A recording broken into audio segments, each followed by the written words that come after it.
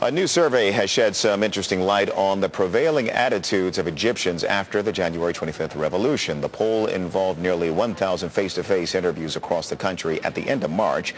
One of the findings may surprise many in the new Egypt. Ayman Moheldin explains.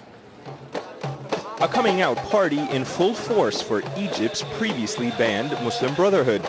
Once marginalized from the former regime's largely secular government for its religious doctrine, the Muslim Brotherhood is now getting some recognition. In the country's first post-revolution democratic exercise, a national referendum on amending Egypt's old constitution, the group supported the changes. The referendum passed with an overwhelming 70% support.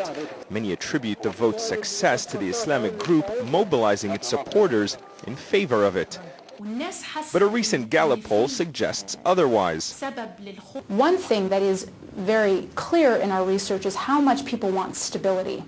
Stability, security, and economic development are people's top priorities. And I think that yes vote was much more a vote for stability than it was for the Muslim Brotherhood.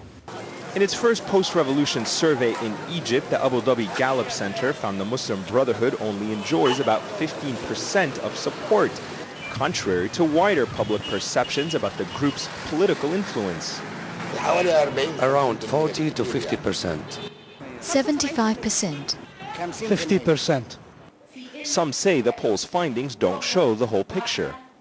I disagree that you can get the opinions of 83 million people from asking 1,000. However, we agree that the Muslim Brotherhood is neither the majority, but it's definitely not a small group that can be ignored. The poll results also show Egyptians do not want a theocracy.